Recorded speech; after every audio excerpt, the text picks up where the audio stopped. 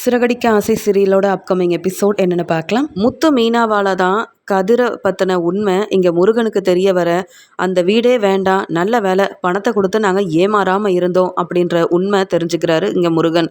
ஆனால் வித்யாவுக்கு ஏற்கனவே கதிரை பற்றி தெரிஞ்சதால் அவங்களுக்கு இந்த கதிர் மேலே ரொம்ப கோபம் வருது. அது மட்டும் இல்லாமல் ரோகிணி மனோஜை ஏமாத்தின இந்த கதிர்கிட்ட நல்ல வேலை பணத்தை கொடுக்கல, அதுக்கு காரணம் முத்துவும் மீனாவும் தான் அப்படின்னு சொல்லி வித்யா சந்தோஷப்பட்டாலும், இப்படி ஒரு ஆள்கிட்ட வீடு வாங்குறேன்னு சொல்லி நல்ல வேலை 25 லட்ச ரூபா பணத்தை கொடுத்து நம்ம எல்லாரும் ஏமாறாமல் இருந்தோம் அப்படின்ற மாதிரி யோசிக்கிறாங்க. வீட்டுக்கு வந்த வித்யாவும் உடனே இந்த விஷயத்த ரோகிணி கிட்ட சொல்லணும்னு ஃபோன் பண்ணுறாங்க. இங்கே ரோகிணியும், நான் பார்லரில் இருக்கேன், என்னாச்சு வித்யா, இன்னைக்கு வீடுக்கு முன்பணம் கொடுக்க போகிறேன்னு சொன்னியே, என்ன அந்த மீனாவும் முத்துவும் வந்தாங்களா அப்படின்னு கேட்கும்போது, அதை ஏன் கேட்குற, இன்னைக்கு வீட்டு ஓனராக வந்த ஆளை பற்றி நான் சொன்னால் நீ ரொம்ப கோவப்படுவ அப்படின்னு சொல்கிறாங்க. யார் உன் வீட்டு ஓனர் யார் அப்படின்னு சொல்லி கேட்க, வேறு யாரும் இல்லை, அந்த புது வீட்டோட ஓனரை நானும் பார்த்தேன், முத்துவும் மீனாவும் இருக்க அந்த கதிர் தான் வசமாக இன்றைக்கி மாட்டிக்கிட்டாருன்னு சொல்ல. யார் கதிரா, எங்களை 30 லட்ச ரூபா பணத்தை வாங்கிட்டு ஏமாத்துற அந்த கதிரா அப்படின்னு கேட்குறாங்க. உடனே வித்யாவும், ஆமாம் முதல்ல நீ வீட்டுக்கு வா அப்படின்னு சொல்ல, ஆமாம் எங்கள் பணத்தை அந்த கதிர் திருப்பி தரதா சொல்லிட்டானா அப்படின்னு கேட்கும்போது, அதை ஏன் கேட்குற, பெரிய பிரச்சனையாயிருச்சு அப்படின்னு சொல்ல, இரு நான் வேலையெல்லாம் முடிச்சுட்டு உன்னை பார்க்க வரேன் அப்படின்னு சொல்லிட்டு ரொம்ப பதட்டமாக கதிரை பற்றின விஷயம் இங்கே ரோகிணிக்கு தெரிஞ்ச உடனே பார்லரில் தன்னுடைய வேலை எல்லாத்தையும் செஞ்சுட்டு இங்கே உடனே வித்யாவை பார்க்கறதுக்காக கிளம்பி போகிறாங்க. வித்யா அங்கே யோசனை பண்ணிகிட்ருக்க வந்த ரோகிணியும், என்னாச்சு வித்யா, எப்படியோ உனக்கு சீக்கிரமாக கல்யாணம் ஆக போகுது, உனக்குன்னு அந்த முருகன் வீடெல்லாம் வாங்கி தராருன்னு நினச்சி சந்தோஷப்பட்டேன், ஆனால் அந்த கதிர் எப்படி அங்கே வந்தார் அப்படின்னு கேட்க, உங்களை எப்படி அந்த கதிர் ஏமாத்த திட்டம் போட்டாரோ அதே மாதிரி அந்த வீடு யாருடைய வீடுன்னு கூட தெரியல, ஆனால் தன்னுடைய வீடுன்னு பொய் சொல்லி ஏமாற்றி முன் பணத்தை வாங்கிட்டு அங்கேருந்து கிளம்பிடணும்னு நினச்சிருக்காரு கதிர். நல்ல வேலை முத்து மீனா சந்தேகப்பட்டு கதிரை வெளுத்து வாங்கிட்டாங்க. ஆனால் என்ன, அந்த ஆள் உங்கள் பணத்தை தான் திருப்பி தராரோ என்னவோன்னு தெரியல, ஆனால் நாங்கள் அவர்கிட்ட 25 லட்ச ரூபா பணத்தை கொடுக்கவும் இல்லை, அதனால் எங்களுக்கு எந்த பிரச்சனையும் இல்லை அப்படின்னு சொல்கிறாங்க. அப்போ அந்த வீடும் அந்த கதிரோட வீடு இல்லையான்னு கேட்க, அது எங்களுக்கு முத்து மீனாவால் தான் தெரிய வந்தது. அந்த கதிரை பார்த்த உடனே நானும் கோவப்பட்டேன், ஆனால் எப்படியோ உங்கள் பணத்தை வாங்கிடலான்னு நினச்சோம், ஆனால் இப்போ வரைக்கும் அந்த பணம் கிடைக்குமான்னு தெரியல, ஆனால் நாங்கள் பணத்தை கொடுக்கல, வேறு ஒரு நல்ல வீடாக பார்த்துக்கலான்னு இங்கே முருகன் சொல்லியிருக்காருன்னு சொல்லும்போது இங்கே ரொம்ப கோவம் வருது. அந்த கதிரை மட்டும் நான் பார்த்தேன், சும்மா விடவே மாட்டேன். அது மட்டும் இல்லாமல் அந்த கதிர்கிட்ட இருந்து எப்படியாவது நானும் மனோஜும் ஏமாந்த 30 லட்ச ரூபா பணத்தை வாங்கி தான் ஆகணும், இல்லைனா என் மாமியார் என்னை பற்றியும் மனோஜை பற்றியும் எப்பவும் தப்பாகவே தான் நினைப்பாங்க, ஏன்னா அந்த பணத்தை நாங்களே கண்டுபிடிக்கிறோன்னு வேற சொல்லியிருக்கோமே, இந்த கதிர் மட்டும் அந்த பணத்தை கொடுத்துட்டா அப்புறம் வீட்டில் உள்ள எல்லாரும் எங்களை நல்லபடியாக பேசுவாங்க அப்படின்னு சொல்ல, பார்ப்போம் எப்படியாவது அந்த கதிர்கிட்ட இருந்து பணத்தை வாங்க நம்ம முயற்சி செய்வோம் அப்படின்னு சொல்லி பேசிகிட்டு இருக்க உடனே ரோகிணியும், ஆனால் அந்த முத்துவும் மீனாவும் அந்த கதிர்கிட்ட இருந்து பணத்தை எப்படியாவது வாங்கிடுவாங்களே அப்படின்ற மாதிரி யோசனை பண்ணிட்டு இருக்காங்க. இப்படி பேசிகிட்டு இருக்கும்போது ரோகிணிக்கு அவங்க அம்மா ஃபோன் பண்ணுறாங்க. ஏம்மா ரோகிணி, நீ எங்கே இருக்கேன்னு கேட்க, சொல்லுங்கம்மா, ஏற்கனவே என்னை பார்க்கும்போதெல்லாம் உண்மையை சொல்லிடுன்னு இப்படி என்னை எப்போ பார்த்தாலும் திட்டிக்கிட்டே இருக்கீங்க, இப்போ எதுக்காக ஃபோன் பண்ணீங்க அப்படின்னு கேட்க, நீ கோவப்படாத ரோகிணி, நான் உன்கிட்ட பேசிட்டேன், ஆனால் கிறிஷ் உன்கிட்ட பேசணும்னு ரொம்ப ஆசைப்படுறான், அதனால தான் அம்மா கிட்ட பேசணும், ஃபோன் பண்ணித்தாங்க பாட்டின்னு சொல்ல, நானும் ஃபோன் பண்ணேன், கிறிஷ்கிட்டையாவது கொஞ்சம் பாசமாக பேசுன்னு சொல்ல, இங்கே கிறிஷும் ரோகிணி கிட்ட, அம்மா எப்படிம்மா இருக்கீங்க, ஏம்மா நீங்கள் என்னை பார்க்க வரதே இல்லை, நான் ஏதாவது தப்பு பண்ணிட்டேனா, இல்லை பாட்டி ஏதாவது உங்களை திட்டாங்களா, என்னை பார்க்க வாங்கம்மா, தினமும் நான் படிக்கிறதுக்காக போகிறேன், ஆனால் நீங்கள் மட்டும் என்ன படித்தேன் ஏது படித்தேன் என்ன நடந்ததுன்னு கேட்க ஃபோன் கூட பண்ண மாட்டேங்கிறீங்களேம்மா அப்படின்னு சொல்ல, நீ கவலைப்படாத கிறிஷ், எனக்கு கொஞ்சம் வீட்டில் பிரச்சனை, அதனால தான் அப்படின்னு சொல்ல, உடனே இங்கே ரோகிணியோட அம்மாவும் கிறிஷ்கிட்டேருந்து ஃபோனை வாங்கிட்டு, உனக்கு எப்போ தான் பிரச்சனை இல்லை, உன் வாழ்க்கையை பற்றி மட்டும்தான் யோசிப்பேன், இங்கே கிறிஷ் இவ்வளோ ஆசையாக உன்னை கூப்பிட்றான், அது மட்டும் இல்லாமல் உன்கிட்ட ஃபோன் பேசக்கூட முடியாமல் உன் பையனோட கஷ்டம் என்னன்னு உனக்கு புரியவே புரியாதா அப்படின்னு சொல்ல, அம்மா போதும்மா, நீங்களும் திட்டுறீங்க, கிறிஷும் இப்படி பேசுகிறான், நான் என்ன செய்யனே தெரியல, என் மாமியார் என்னடானா நான் எங்கே போனாலும் எங்கே போகிறேன் ஏன் இவ்வளோ நேரம் கழித்து வரேன்னு காரணத்தை சொல்லணும்னு திட்டிக்கிட்டே இருக்காங்க, என்னை மருமகளாக ஏற்றுக்கக்கூடாதுன்னு என்னையும் மனோஜையும் பிரிக்க என்னென்னவோ திட்டம் போடுறாங்க, ஆனால் நீங்கள் என்னடானா உண்மையை சொல்லிடுன்னு முத்து மீனா தான் ரொம்ப நல்லவங்கன்னு பேசிகிட்டு இருக்கீங்க, எனக்கு இதெல்லாம் கொஞ்சம் கூட பிடிக்கல, கிறிஷ்கிட்ட சொல்லுங்கள் இன்னும் 2 நாளையில் பார்க்குறேன்னு, அடிக்கடி இப்படி ஃபோன் பண்ணாதீங்கம்மா அப்படின்னு சொல்லிட்டு பேசிகிட்டு இருந்த ரோகிணி ரொம்ப கோவமாக ஃபோனை வச்சிடுறாங்க. இப்படி ரோகிணி ரொம்ப கோவமாக பேசுகிறத வித்யா கவனிச்சிட்டு, என்ன ரோகிணி, உன் பையன் கிரிஷ் ஆசையாக பேசிகிட்டு இருக்கும்போது இப்படியா பேசுவ? அது மட்டும் இல்லை, உங்கள் அம்மா சொல்கிறதுல தப்பே இல்லை. முத்து மீனாவால் தான் எனக்கும் இந்த முருகனுக்கும் நல்லது நடந்திருக்கு. அப்போ அவங்க ரொம்ப நல்லவங்க தானே. நீ மட்டும்தான் அந்த முத்து மீனாவை புரிஞ்சிக்க மாட்டேங்கிற. ஏன் இப்படி இருக்க? உங்கள் அம்மா சொன்ன மாதிரியே உனக்கு ஏற்கனவே கல்யாணமான உண்மையை பேசாமல் முத்து மீனா கிட்ட சொல்லிடு. அப்போ தான் பிரச்சனைன்னு வந்தால் அவங்க உன் பக்கம் இருப்பாங்க, உனக்கு சப்போர்ட் பண்ணுவாங்க. அவங்களால உனக்கு வேற எந்த பிரச்சனையும் வராது. ஏன் தான் முத்து மீனாவை நீ நம்ப மாட்டேங்கிறியோ தெரியல அப்படின்னு ரோகிணி கிட்ட பேசுகிறாங்க. அதுக்கு உடனே ரோகிணியும், என்னோட வாழ்க்கையில் பிரச்சனை செய்கிறது யாருன்னு எனக்கு நல்லா தெரியும். ஆனால் நான் இப்போ இந்த நிலைமையில் இருக்கேன்னா அதுக்கு காரணமே அந்த முத்துவும் மீனாவும் தான்.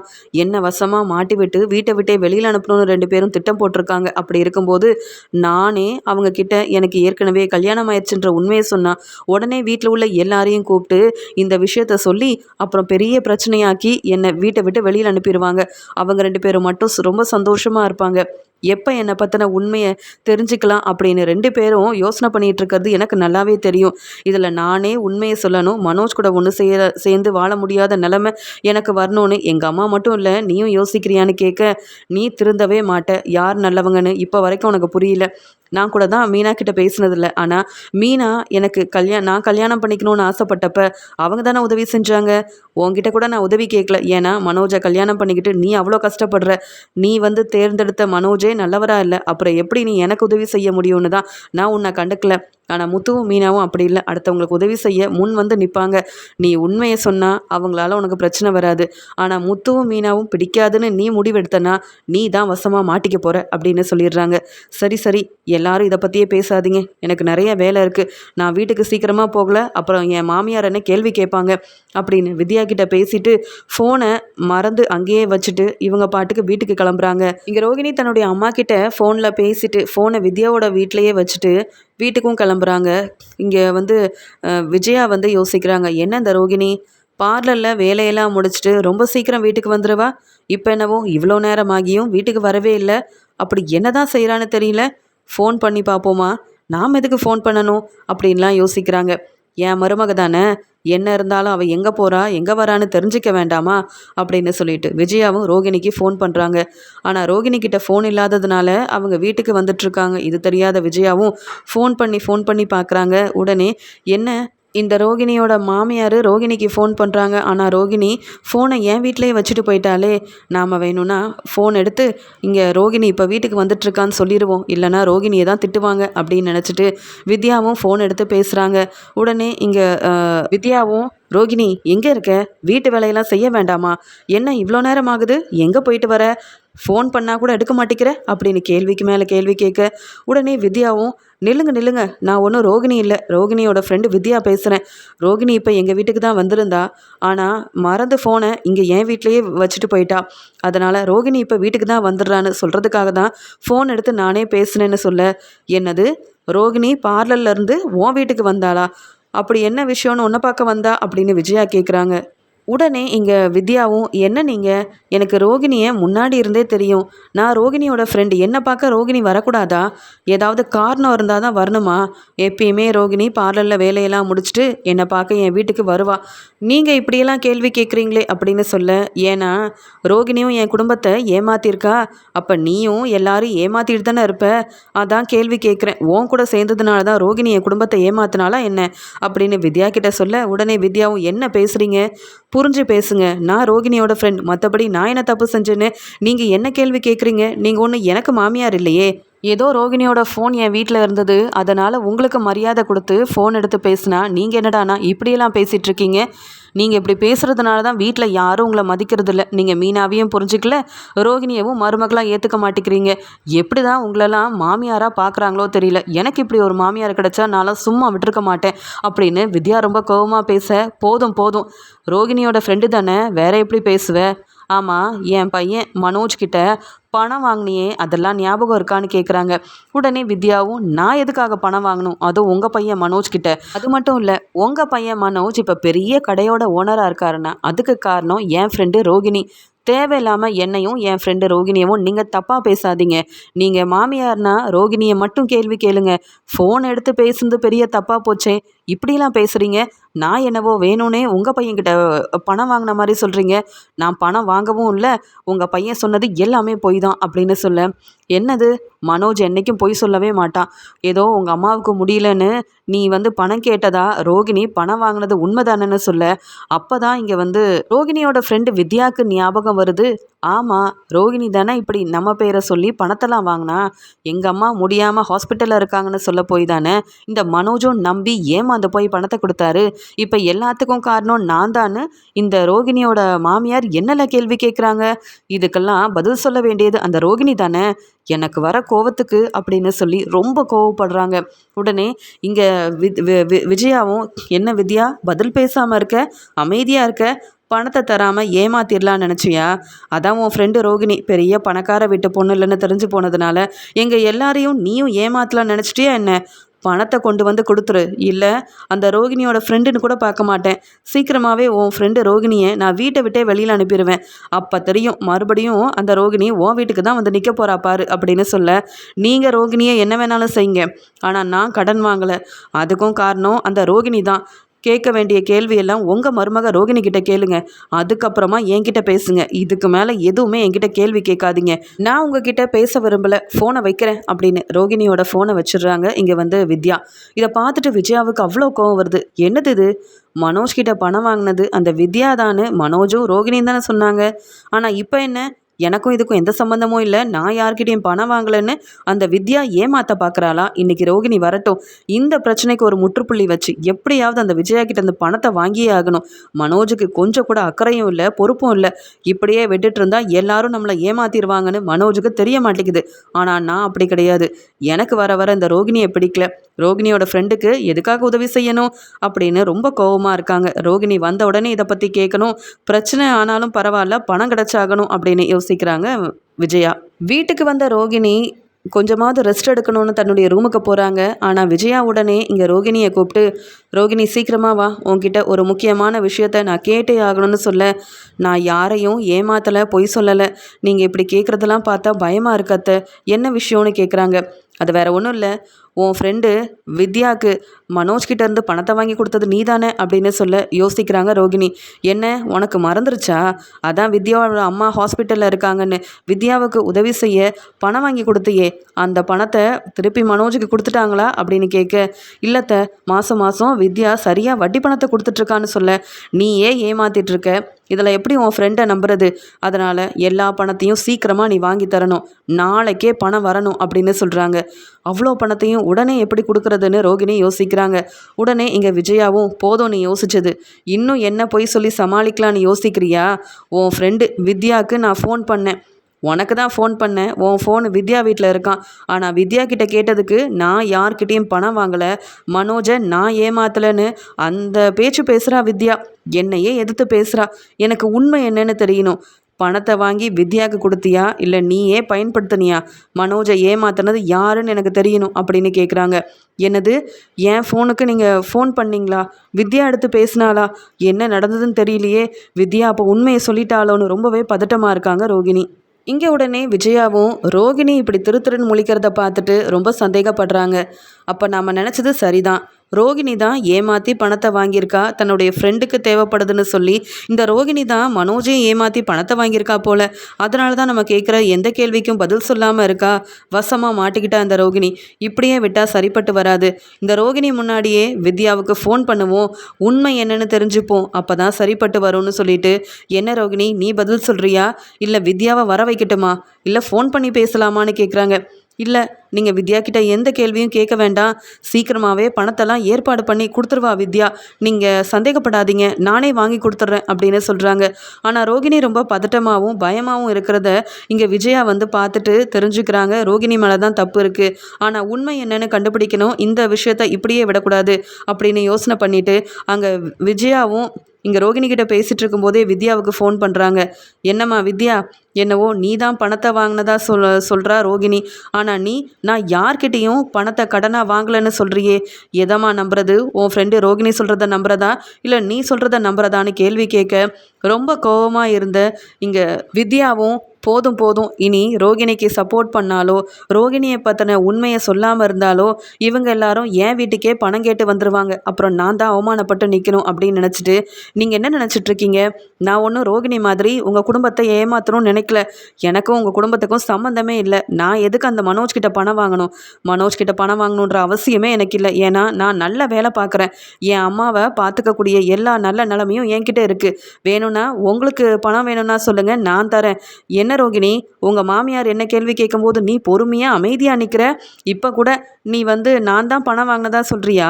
அதனால தான் அவங்க ஃபோன் பண்ணி என்னை கேள்வி கேட்குறாங்களா?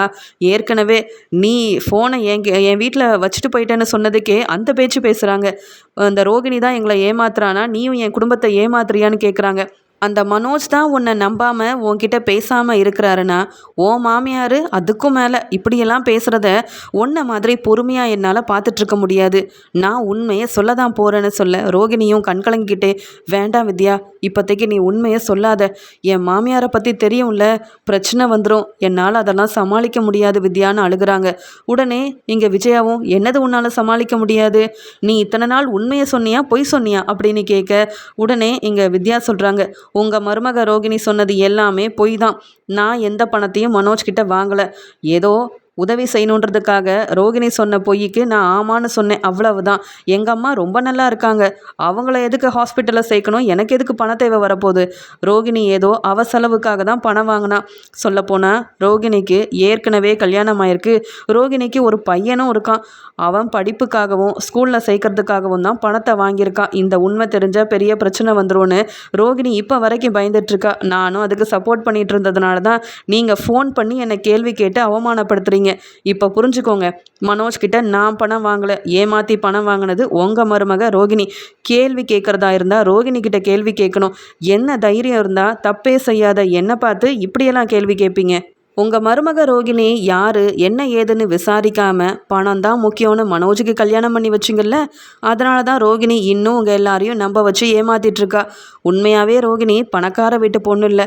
அதனால தான் என்னோடய ஃப்ரெண்டுக்கெல்லாம் தேவைப்படுது பணம் அப்படின்னு சொல்லி அப்பப்போ மனோஜ்கிட்ட இருந்து பணத்தை வாங்கி இப்படி மனோஜை ஏமாத்திட்டு இருந்தா. இப்போ எனக்கே உங்களால் பிரச்சனை வரும்போது தான் நான் வேறு வழி இல்லாமல் உண்மையெல்லாம் சொல்ல வேண்டியதாயிருச்சு. ரோகிணி, என்னை மன்னிச்சிரு.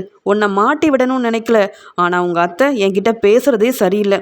எப்படி தான் உங்கள் அத்தை பேசுகிற எல்லாத்தையும் பொறுமையாக தாங்கிட்டு இருக்கியோ தெரியல. எனக்காக இருந்தாலும் இந்த உண்மை உன் மூலமாக தெரிய தானே போகுது. இங்கே உன் பையன் கிறிஷை பற்றி தெரிஞ்சாதான் அவங்களும் உன்னை ஏற்றுப்பாங்க. நீயும் கிறிஷை அந்த வீட்டுக்கு கூட்டிகிட்டு போக முடியும். உங்கள் அம்மாவும் இதை தானே சொன்னாங்க. அதனால தான் உன்னோட வாழ்க்கைக்காக தான் நான் இந்த உண்மையை சொன்னேன். இனி நீ எந்த உண்மையும் அவங்கக்கிட்ட மறைக்காத. உன்னை பற்றின எல்லா உண்மையும் சொல்லி மன்னிப்பு கேளு. இப்போ புரிஞ்சுக்கிட்டீங்களா பணத்தை வாங்கினது யாருன்னு? நான் ஃபோனை வைக்கிறேன். ஆனால் ரோகிணி கிட்ட பேசுகிற மாதிரிலாம் மறுபடியும் ஃபோன் பண்ணி இப்படிலாம் பேசுனீங்க, அவ்வளவுதான். நான் உங்கள் வீட்டுக்கு வந்து எல்லாரும் முன்னாடியும் நீங்கள் பேசுனதெல்லாம் சொல்லி நான் உங்களை அவமானப்படுத்திடுவேன். ரோகிணியோட மாமியாருன்னா நான் என்றைக்கும் பார்க்கவே மாட்டேன், புரியுதா அப்படின்னு வெளுத்து வாங்கிட்டு ஃபோனை ரொம்ப கோபமாக வச்சிடுறாங்க வித்யா. வித்யா பேசுனதெல்லாம் பொறுமையாக கவனிச்சிட்டு இருந்த விஜயாவுக்கு அப்போ தான் புரியுது, ரோகிணிக்கு ஏற்கனவே கல்யாணம் ஆயிருக்கா, ஒரு பையன் வேற இருக்கானா. இந்த உண்மை வித்யா மூலமாக தான் தெரிய வந்திருக்கு. அப்போ அந்த பையனோட படிப்புக்காகவும் அந்த பையனை ஸ்கூலில் சேர்க்கறதுக்காகவும் தான் இந்த ரோகிணி மனோஜ்கிட்ட இருந்தே பணத்தை வாங்கி ஏமாத்திருக்கா. இதெல்லாம் எனக்கு தெரியாமல் நானும் இத்தனை நாள் ரொம்ப ஏமாந்துட்டில் இருந்திருக்கேன். என்ன ரோகிணி இது? உன் ஃப்ரெண்டு சொன்னது எல்லாமே உண்மை தானே? நல்ல வேலை இன்னைக்கு உன் ஃபோனை உன் ஃப்ரெண்டு வீட்டிலையே வச்சுட்டு வந்தேன். அதனால தான் உன் ஃப்ரெண்டு மூலமாகவே எல்லா உண்மையும் எனக்கு தெரிய வந்திருக்கு. இப்போ கூட உன் ஃப்ரெண்டு உண்மையை சொன்னாலும் நீ உண்மையை சொல்ல மாட்டேங்கிறல்ல. உன் ஃப்ரெண்டு வித்யா அந்த பேச்சு பேசுகிறா, நீ என்னவோ அமைதியாக இருக்க. அது மட்டும் இல்லை, வித்யா என்னை திட்டினாலும் நான் பொறுமையாக இருந்ததுக்கு காரணம் வித்யா மூலமாக உண்மையெல்லாம் தெரிய வருதே, அதனால தான் பொறுமையாக இருந்தேன். இப்போ இதுக்கெல்லாம் என்ன பதில் சொல்ல போகிற? வித்யா என்னவோ கோவமாக உன்னை பற்றின உண்மையை சொல்லிட்டு ஃபோனை வச்சுட்டா. ஆனால் நீ தானே பதில் பேசணும். என் பையன் வாழ்க்கையில் பிரச்சனை செஞ்சது மட்டும் இல்லாமல் எங்கள் எல்லாரையும் ஏமாற்றி இதில் உன் குடும்பம் நல்லா இருக்கணும், உன் பசங்க நல்லா இருக்கணும்னுட்டு மனோஜ்கிட்ட இருந்து பணத்தெல்லாம் வாங்கி ஏமாத்திருக்கியே, அசிங்கமாக இல்லை உனக்கு? இப்படியா போய் சொல்லி ஒரு குடும்பத்தையே ஏமாத்துறது? உன்னை நம்பி ஏமாந்தது நான் மட்டும் இல்லை, மனோஜும் தான். மனோஜோட வாழ்க்கைக்காக நான் என்னெல்லாம் செய்யணும்னு ஆசைப்பட்டேன், ஆனால் இப்படி என்னை ஏமாத்திட்டல. நீ ஏற்கனவே பணக்கார வீட்டு பொண்ணு இல்லை அப்படின்னு அந்த மலேசியா மாமான்னு யாரையோ கூப்பிட்டு வந்து ஏமாத்தினியே, அதையே என்னால் தாங்கிக்க முடியல. அன்னையிலேருந்து உன்கிட்ட பேசுகிறதெல்லாம் விட்டுட்டு உன்னை மருமகளாக ஏற்றுக்கவே மாட்டேன்னு உன் மேலே அவ்வளோ கோவத்தில் இருந்தேன். ஆனால் இப்போ உன் ஃப்ரெண்டு சொன்னதெல்லாம் பார்க்கும்போது என்னால் தாங்கவே முடியல. இப்படியும் ஒருத்தவங்க ஏமாற்றுவாங்களான்னு உன்னை பார்த்து தான் நான் தெரிஞ்சுக்கிட்டேன். உண்மையை சொல்லு, எதுக்காக பொய் சொன்னேன்? உனக்கு ஏற்கனவே கல்யாணம் ஆயிருக்குல்ல, அப்புறம் எதுக்கு மனோஜோட வாழ்க்கையில் வந்த? ஏன் குடும்பத்தை ஏமாத்தின? உண்மையை சொல்றியா இல்லையா? உன்னை விட அந்த மீனா எவ்வளவோ பரவாயில்ல. என்னதான் நான் ஏளனமாக பேசி அவமானப்படுத்தினாலும் மீனாவும் முத்துவும் நேர்மையாக தான் இருந்தாங்க. உன்னை மாதிரி பொய் சொல்லவும் இல்லை, ஏமாற்றவும் இல்லை. அதுக்கே நான் மீனாவை மருமகளாக ஏற்றுக்கல. ஆனால் நீ செஞ்சதெல்லாம் எப்படி நான் பொறுமையாக ஏற்றுக்க முடியும்? பதில் சொல்கிறியா இல்லையான்னு இங்கே வித்யா மூலமாக உண்மை தெரிஞ்சதெல்லாம் பார்த்துட்டு இங்கே ரோகிணியை கேள்வி கேட்க ரோகிணி பதில் சொல்ல முடியாமல் தலை குனிஞ்சு அழுகிறாங்க. விஜயாவும் கோவத்தில் பலார் பலார்னு வெளுத்து வாங்குறாங்க. இன்னைக்கு இங்கே வித்யா வீட்டில் என் ஃபோனை வச்சுட்டு வருவேன் நினைக்கல. அத்தை எனக்கு ஃபோன் பண்ணுவாங்கன்னு நினைக்கல. இப்போ வித்யா கிட்ட பணத்தை கேட்டு இப்படி சந்தேகப்பட்டு வித்யாவை கேள்வி கேட்க வித்யா என்னை பற்றின உண்மையெல்லாம் சொல்லி என்னை மாட்டி விடுவானு நினைக்கல. இப்படி உண்மையை சொன்னால் எனக்கு இந்த வீட்டில் நல்லது நடக்கும் அப்படின்னு என் ஃப்ரெண்டு வித்யா நினச்சா. ஆனால் நல்லது நடக்காது. என்னை வீட்டை விட்டே வெளியில் அனுப்ப போகிறாங்க. மறுபடியும் நான் வித்யா வீட்டில் தான் போய் நிற்கக்கூடிய நிலைமை வரப்போகுது. இது தெரியாமல் வித்யா கோவத்தில் உண்மையை சொல்லிட்டாலே அத்தை கேட்குற கேள்விக்கும் பதில் சொல்ல முடியாது. இன்னும் மனோஜ் வந்தா என்னென்ன பிரச்சனை வரப்போதோ தெரியல. இவங்க எல்லாரும் சேர்ந்து என்னை வீட்டை விட்டே வெளியில் அனுப்பிட்டா நான் எங்கே போவேன்? என் நிலைமை என்ன ஆகும்? இதுக்காகவா நான் ஆசைப்பட்டேன்? என் அம்மா உண்மையை சொல்லுன்னு சொன்னப்போ கூட அதெல்லாம் வேண்டாம், எனக்கு மனோஜ் கூட சந்தோஷமாக வாழணும்னு எதிர்த்து பேசினேன். ஆனால் இப்போ எதுவுமே நடக்காது போல அப்படின்னு விஜயா கேட்குற எந்த கேள்விக்கும் பதில் பேசாமல் ரோகிணி இதெல்லாம் நினச்சி அழுதுட்டு இருக்காங்க. விஜயா இங்கே கேள்விக்கு மேலே கேள்வி கேட்க எந்த பதிலும் சொல்லாமல் ரோகிணி நிற்கிறத பார்த்துட்டு விஜயா கோவத்தில் வெளுத்து வாங்குறாங்க. இங்கே ரோகிணி என்னெல்லாம் நடக்க போதோ தெரியல அப்படின்னு ரொம்ப பதட்டமாக இருக்கிறாங்க. இன்னைக்கு வீட்டில் எல்லாரும் வரட்டும், உன் ஃப்ரெண்டு மூலமாக எனக்கு தெரிஞ்ச உண்மையை எல்லார்கிட்டையும் சொல்லி மனோஜ்கிட்டையும் சொல்லி கண்டிப்பாக உன்னை நான் வீட்டை விட்டே வெளியில் அனுப்பிடுவேன். இனி நீ என் மருமகளாகவும் இருக்க முடியாது, மனோஜோட வாழ்க்கையிலையும் இருக்க முடியாது அப்படின்னு சொல்லி விஜயா சொன்னதை கேட்டு பேரதிர்ச்சி அடைகிறாங்க ரோகிணி. ரோகிணி மேலே ரொம்பவே கோவத்தில் இருக்காங்க விஜயா.